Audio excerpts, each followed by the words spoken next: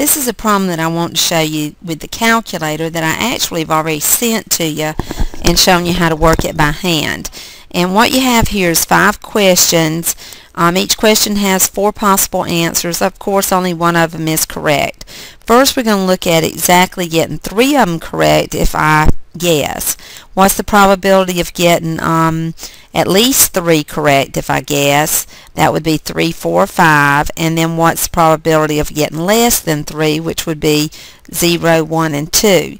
So first of all, I got to know the percentage of getting it right. And one answer is correct in 4 answers, so my percentage is 0.25. So I'm going to use the regular binomial distribution to get x equal to 3, but when I start doing one where it's greater than or it's less than, I'm going to need to do the cumulative binomial. And so what I'll do here is I'm actually going to do the cumulative binomial using the ones that are not correct, like 2 or under, because I need an upper limit. So 2 is going to be my upper limit, and then I'll take the answer I get and I'll subtract it from 1, because every probability distribution, to be a probability distribution, it has to add up to 1.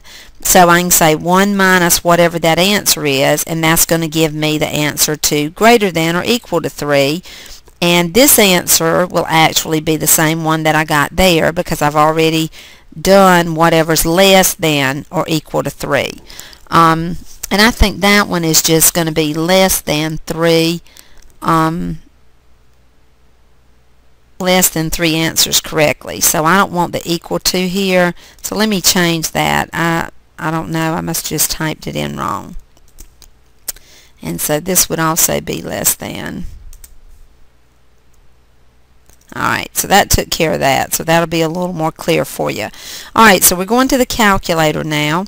And in the calculator, we're going to actually go to second distribution and go down to binomial, PDF, and we're going to type in exactly what I just told you. 5 questions, comma, the percentage is 0.25 because there's 1 answer correct out of 4, and then I'm going to type in 3 because it's going to be equal to 3. So there's the probability of getting exactly 3. Now I'm going to do the probability of a cumulative probability, because I have more than one number here.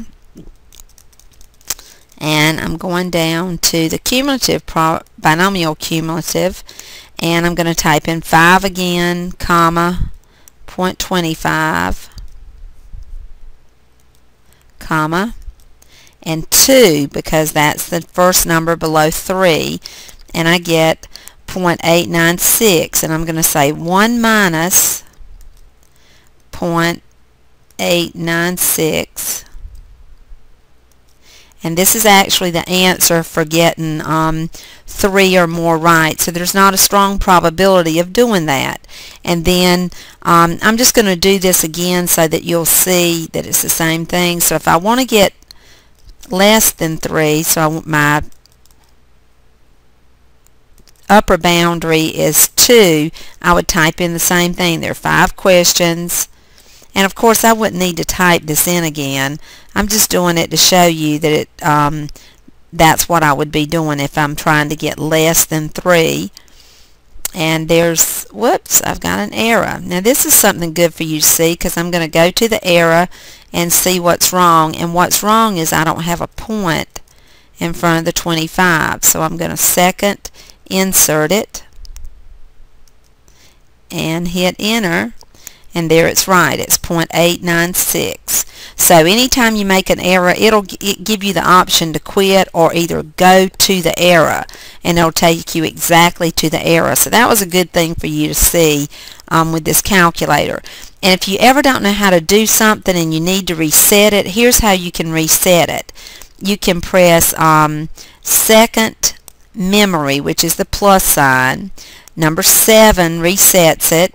Number 1 does all RAM, and number 2 would reset it. So if there's something you can't get off of it, just reset it, and that's all you have to do.